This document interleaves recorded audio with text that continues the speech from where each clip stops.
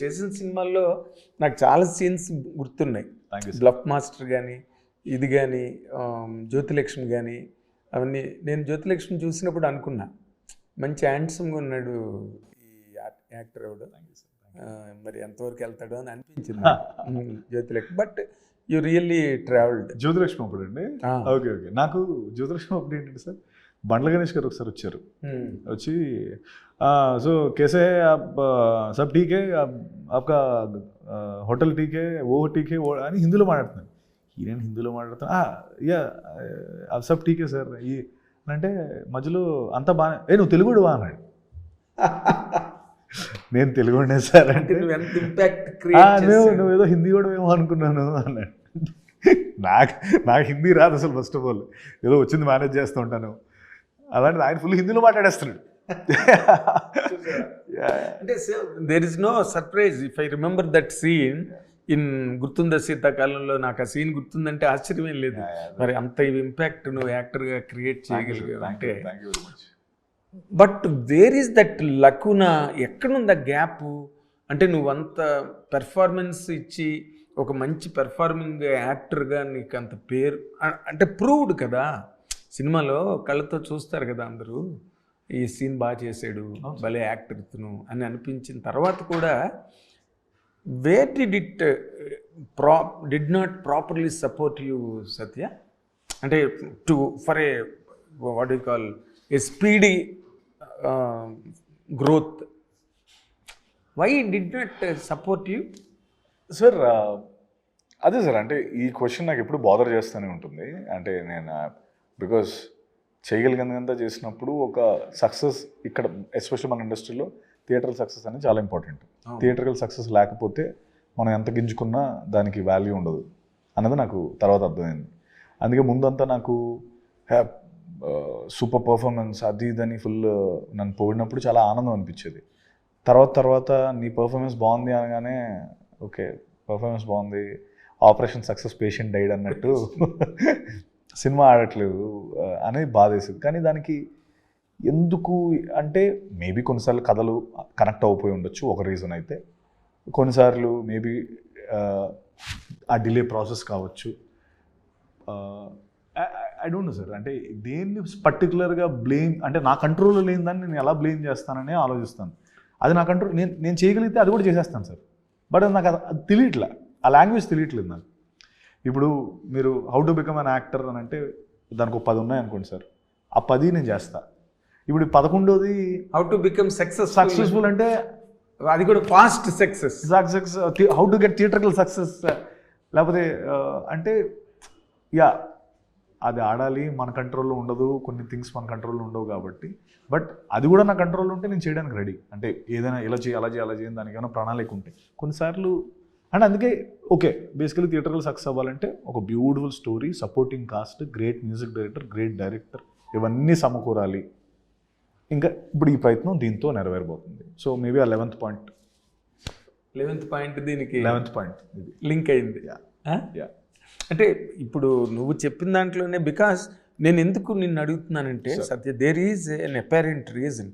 ఎలాగంటే ఇప్పుడు నీ ఇంటర్వ్యూ చేసిన వాళ్ళు ఎవరైనా కొత్తగా వచ్చిన వాళ్ళు, నీ వెనకాతలు వచ్చిన వాళ్ళు ఇండస్ట్రీకి, సత్యదేవ్ గారికి ఇలా జరిగిందనమాట, దాన్ని ఆయన ఇలా హ్యాండిల్ చేసాడనమాట అన్నది ఎక్కడో ఒక చిన్న క్లూ కనెక్ట్ అయినా ఒకటి కెరీర్కి వెళ్ళిపోతుంది. సార్ క్లూ కనెక్ట్ అవ్వడం అంటే నేను ఒకటే చెప్తానండి. అంటే మేబీ నేను I don't give up at all. ఇప్పుడు రాలేదా ఇంకోటి చేస్తా, ఇంకో 50 ఏళ్ళు ఇలాగే పని చేస్తా కూర్చొని, ఎక్కడో దగ్గర వస్తుంది. ఇట్స్ జస్ట్ దట్ ఆ ట్రైన్ వచ్చినప్పుడు నువ్వు ప్లాట్ఫామ్ మీద ఉండాలి. ఆ ట్రైన్ నువ్వు అక్కడ బయటికి వెళ్ళి టీ తాగుతుంటే ట్రైన్ వెళ్ళిపోయింది అని అంటే తప్పు నీది. సో నేను అది నమ్ముతాను సార్. అంటే కొన్నిసార్లు ఆ సక్సెస్ వచ్చేంత వరకు maybe you have to do good films, మంచి ఫిల్మ్స్ చేస్తూనే ఉండాలి, నీ ఎఫర్ట్ 100% పెడతానే ఉండాలి. ఎక్కడో దగ్గర అది పేలుతుంది. మన కంట్రోల్లో లేనట్లని అంటే ఇప్పుడు అది నేనేం చేయలేను కదా అంటున్నాను అంతే. అది ఎవరికైనా సార్ ఇప్పుడు నేను నా పర్ఫార్మెన్సెస్లో నేను ఏం చేస్తానంటే సార్, చాలాసార్లు ఇప్పుడు ఇలా ఏడవాలి అని ఉన్న దగ్గర ఇలా అంటే చాలా ఓకే ఈ ఎమోషన్ ఇలా ఉండాలన్న దగ్గర కావాలని బ్రేక్ చేసి వేరే ఎమోషన్ పెడతాం. అంటే ఆలోచించి ఓకే ప్రతిసారి ఇలా పెడుతున్నాం కదా, కొత్తగా ఇలా పెడదాం. లేకపోతే గాడ్సే ఫిల్మ్లో వైఫ్ చనిపోయింది అనే క్యారెక్టర్ నాకు రివీల్ అవుతుంది. అది నేనేమో ఒక దగ్గర అప్పటికే నన్ను యాక్సిడెంట్ అయ్యి మొత్తం దెబ్బలతో వచ్చి కూర్చొని అలా రగ్గు కప్పుకొని ఉంటాను. అక్కడ వైఫ్ చనిపోయిందని ఫస్ట్ టైం వింటాడు, ఒక జూమ్ అవుతూ ఉంటుంది.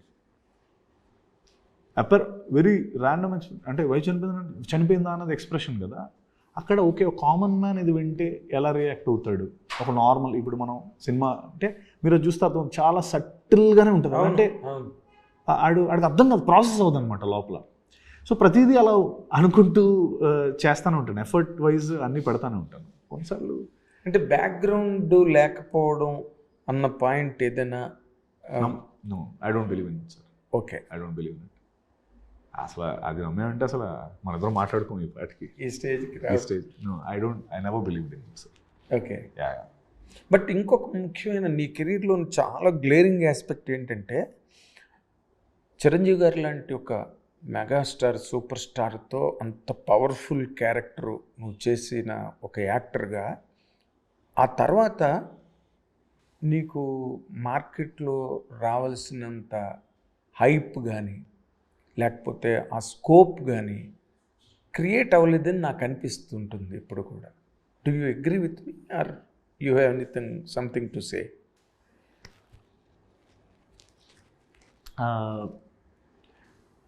ఏమో సార్, అంటే దాని తర్వాత నాకు చాలా అవే క్యారెక్టర్స్ వచ్చాయి. నెగిటివ్ రోల్, యాంటాగనిస్ట్ రోల్స్ వచ్చాయి. నాకు చేయాలని లేదు, నేను చేయనని చెప్పేశాను.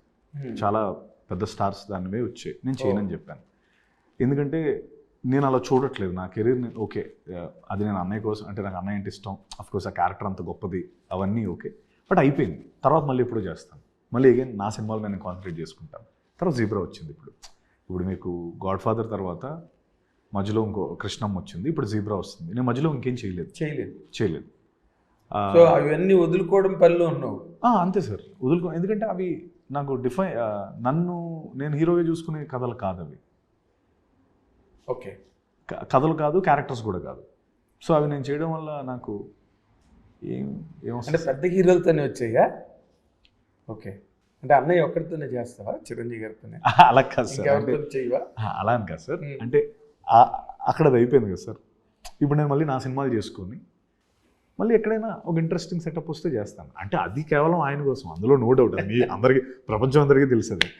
సో నో డౌట్ ఆ మూమెంట్లో నేను నా సినిమాలు ఉన్నాయి, ఇప్పుడు నేను చేసుకోవాల్సినవి ఉన్నాయి అనే ఉద్దేశంతో వదిలేశాను. రైట్. ఇప్పుడు coming to hit TV app ని డౌన్లోడ్ చేసుకోండి. ఇందులో short news, live news, entertainment movies అన్ని అవైలబుల్ గా ఉన్నాయి. Please download hit TV app. Hit TV యాప్ని ఫ్రీగా డౌన్లోడ్ చేసుకోండి.